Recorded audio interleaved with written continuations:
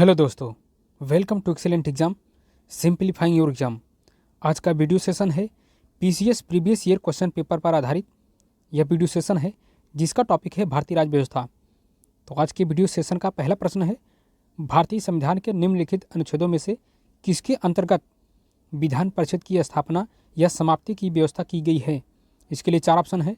Option A अनुच्छेद 168, option B अनुच्छेद 169, option C अनुच्छेद 170 तथा ऑप्शन डी है अनुच्छेद 171। तो प्रश्न संख्या 2 का सही उत्तर होगा ऑप्शन बी अनुच्छेद 169। भारतीय संविधान के अनुच्छेद 169 में यह प्रावधान है कि संसद विधि बनाकर किसी विधान परिषद वाले राज्य में विधान परिषद के उत्पादन के लिए या ऐसे राज्य में जिसमें विधान परिषद नहीं है, विधान परिषद के सृजन के लिए उपबंध कर सकेगी। नेक्स्ट क्वेश्चन है, अनुसूचित जातियों और जनजातियों के लिए एक राष्ट्रीय आयोग गठित करने का प्रावधान संविधान के किस अनुच्छेद के अंतर्गत किया गया है। इसके लिए चार ऑप्शन है। ऑप्शन ए अनुच्छेद 338 और 338 ए, ऑप्शन बी है अनुच्छेद 337, ऑप्शन सी है अनुच्छेद 334 तथा ऑप्शन डी है अनुच्छेद 339। तो प्रश्न संख्या 2 का सही उत्तर होगा ऑप्शन ए अनुच्छेद 338 और 338 ए। अनुसूचित जातियों और अनुसूचित जनजातियों के लिए एक राष्ट्रीय आयोग गठित करने का प्रावधान संविधान के अनुच्छेद 338 और 338 ए में किया गया है। नेक्स्ट क्वेश्चन है, लोकसभा में एंग्लो इंडियन समुदाय के प्रतिनिधित्व के लिए प्रावधान संविधान में किस अनुच्छेद के अंतर्गत किया गया है। इसके लिए चार ऑप्शन है। ऑप्शन ए अनुच्छेद 331, ऑप्शन बी अनुच्छेद 221, ऑप्शन सी अनुच्छेद 121 तथा ऑप्शन डी है अनुच्छेद 139। तो प्रश्न संख्या 3 का सही उत्तर होगा ऑप्शन ए अनुच्छेद 331। भारतीय संविधान के अनुच्छेद 331 के अनुसार राष्ट्रपति एंग्लो इंडियन समुदाय के 2 सदस्यों का मनोनयन लोकसभा में कर सकता है। नेक्स्ट क्वेश्चन है, निम्नलिखित में से कौन एक सही सुमेलित नहीं है। इसके लिए चार ऑप्शन है।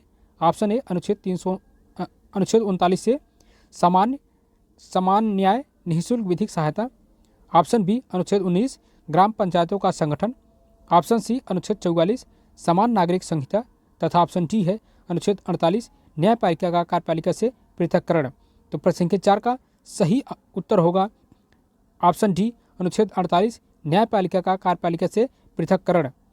अनुच्छेद 48 के अनुसार राज्य कृषि और पशुपालन को आधुनिक और वैज्ञानिक प्रणालियों से संगठित करने का प्रयास करेगा और विशेषतया गायों और बछड़ों तथा अन्य दुधारू और वाहक पशुओं की नस्लों के परिरक्षण और सुधार के लिए और उनके वध का प्रतिषेध करने के लिए कदम उठाएगा।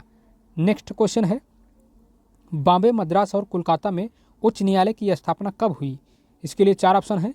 Option A 1861, option B 1851, option C 1871, option D है 1881।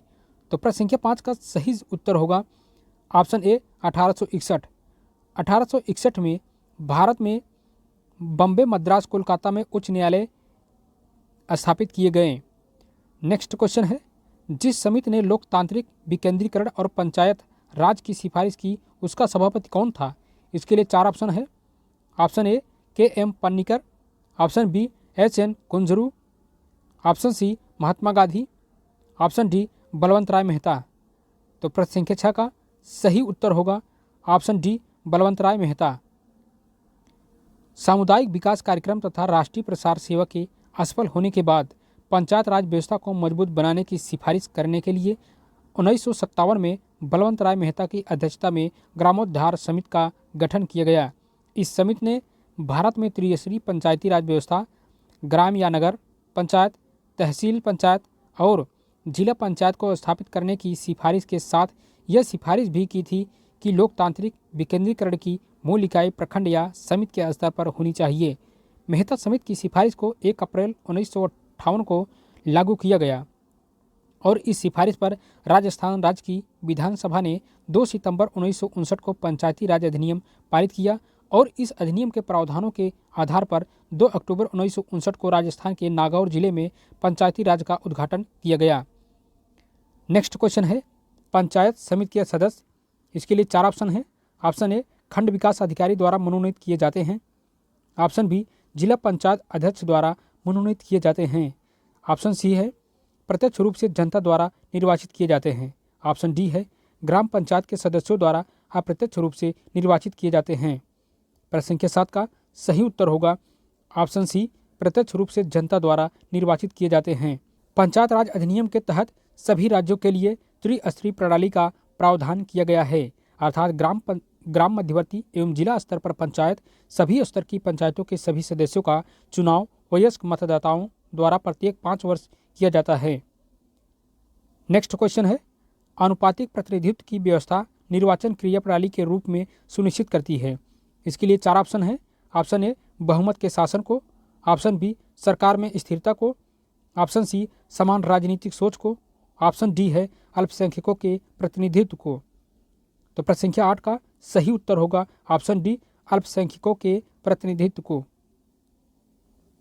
अनुपातिक प्रतिनिधित्व की व्यवस्था निर्वाचन क्रिया प्रणाली के रूप में अल्पसंख्यकों के प्रतिनिधित्व को सुनिश्चित करती है।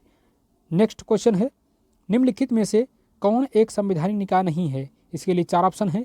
ऑप्शन ए संघ लोक सेवा आयोग, ऑप्शन बी राज्य लोक सेवा आयोग, ऑप्शन सी वित्त आयोग तथा ऑप्शन डी है योजना आयोग।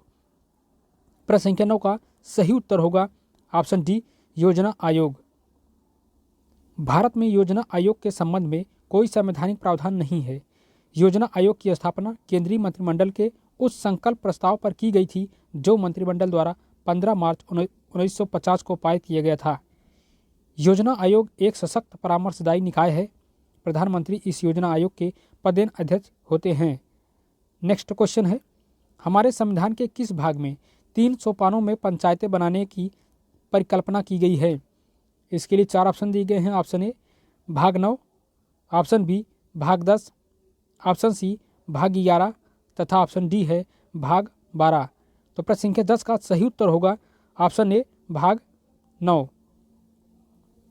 संविधान के अनुच्छेद 40 में राज्यों को पंचायतों के गठन का निर्देश दिया गया है। इसके साथ ही संविधान की 7वीं अनुसूची राज्य सूची की प्रविष्ट 5 में ग्राम पंचायतों को शामिल करके इसके संबंध में कानून बनाने का अधिकार राज्य को दे दिया गया है। 1993 में 73वां संशोधन करके पंचायत राज संस्था को संवैधानिक मान्यता दे दी गई और संविधान में भाग 9 को पुनः जोड़ दिया गया तथा इस भाग में 16 नए अनुच्छेद और संविधान में 11वीं अनुसूची जोड़कर पंचायत के गठन, पंचायत के सदस्यों के चुनाव, सदस्यों के लिए आरक्षण तथा पंचायत के कार्यों के संबंध में व्यापक प्रावधान किए गए। नेक्स्ट क्वेश्चन है, निम्नलिखित में से कौन राज्य सरकार तथा स्थानीय शासन की बीच राजस्व बंटवारे के लिए उत्तरदायी है? इसके लिए 4 ऑप्शन है। ऑप्शन ए मुख्यमंत्री, ऑप्शन बी राज्यपाल, ऑप्शन सी राज्य वित्त आयोग तथा ऑप्शन डी उपर्युक्त में से कोई नहीं। तो प्रश्न संख्या 11 का सही जवाब होगा ऑप्शन सी, राज्य वित्त आयोग। भारतीय संविधान के अनुच्छेद 243 में राज्य वित्त आयोग के गठन का प्रावधान है जो राज्य सरकार तथा स्थानीय शासन के बीच राजस्व बंटवारे का प्रावधान है। नेक्स्ट क्वेश्चन है, उत्तर प्रदेश जमींदारी उन्मूलन और भूमि सुधार अधिनियम 1950 अंतर्निहित है। इसके लिए 4 ऑप्शन है। ऑप्शन ए 5वीं अनुसूची में, ऑप्शन बी 7वीं अनुसूची में, ऑप्शन सी 9वीं अनुसूची में तथा ऑप्शन डी 11वीं अनुसूची में। तो प्रश्न संख्या 12 का सही जवाब होगा ऑप्शन सी, 9वीं अनुसूची में।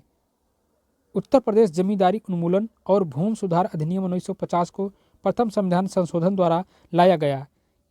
इस संविधान संशोधन से 9वीं अनुसूची का निर्माण हुआ। नेक्स्ट क्वेश्चन है, भारत के सर्वोच्च न्यायालय के संबंध में निम्नलिखित में से कौन सा कथन सही है? इसके लिए 4 ऑप्शन है। इसका केवल मूल क्षेत्राधिकार है, ऑप्शन बी इसका केवल अपीलीय क्षेत्राधिकार है, ऑप्शन सी इसका केवल परामर्श संबंधी क्षेत्राधिकार है तथा ऑप्शन डी है इसका मूल अपीलीय और परामर्श संबंधी क्षेत्र अधिकार है। प्रश्न संख्या 13 का सही जवाब होगा ऑप्शन डी, इसका मूल अपीलीय और परामर्श संबंधी क्षेत्राधिकार है। संविधान के अनुच्छेद 124 में उच्चतम न्यायालय के गठन के संबंध में प्रावधान है जिसमें यह कहा गया है कि उच्चतम न्यायालय में एक मुख्य न्यायाधीश तथा 7 अन्य न्यायाधीश होंगे तथा संसद से समय समय पर न्यायाधीशों की संख्या का निर्धारण कर सकती है। वर्तमान समय में सर्वोच्च न्यायालय में मुख्य न्यायाधीश सहित 31 न्यायाधीश हैं। सर्वोच्च न्यायालय के पास मूल अपीलीय और परामर्श संबंधी क्षेत्राधिकार हैं। नेक्स्ट क्वेश्चन, निम्नलिखित राज्यों में से किस में 1967 से 1971 के मध्य अधिकतम गठबंधन सरकार बनाने का रिकॉर्ड है? इसके लिए 4 ऑप्शन है। Option A Uttar Pradesh, option B Haryana, option C Bihar तथा ऑप्शन डी है पंजाब। तो प्रश्न संख्या 14 का सही उत्तर होगा ऑप्शन सी बिहार। 1967 से 1973 के मध्य अधिकतम गठबंधन सरकार बनाने का रिकॉर्ड बिहार में है। चलिए नेक्स्ट क्वेश्चन की ओर चलते हैं। निम्नलिखित कथनों में से कौन सही नहीं है? इसके लिए 4 ऑप्शन है। ऑप्शन ए, संविधान संशोधन विधेयक संसद के दोनों सदनों द्वारा अलग अलग विशेष बहुमत से पारित होना चाहिए। ऑप्शन बी, सर्वोच्च न्यायालय में संविधान संबंधी मामलों की सुनवाई कम से कम 5 न्यायाधीशों द्वारा की जाती है। ऑप्शन सी, प्रेस की स्वतंत्रता मूल अधिकार, वाक स्वतंत्र और अभिव्यक्ति स्वतंत्र में सम्मिलित है। ऑप्शन डी, जाकिर हुसैन भारत के प्रथम उपराष्ट्रपति थे। तो प्रश्न संख्या 15 का सही जवाब होगा ऑप्शन डी, जाकिर हुसैन भारत के प्रथम उपराष्ट्रपति थे। जाकिर हुसैन भारत के तीसरे राष्ट्रपति एवं दूसरे उपराष्ट्रपति थे, जबकि भारत में प्रथम उपराष्ट्रपति सर्वपल्ली राधाकृष्णन थे, जिनका कार्यकाल 1952 से 1962 तक था। ये 2 बार लगातार इस पद पर आसीन हुए। तो आज की वीडियो का session PCS previous year question paper का रिवीजन में इतना ही। तो मिलते हैं नेक्स्ट वीडियो में। जय हिंद।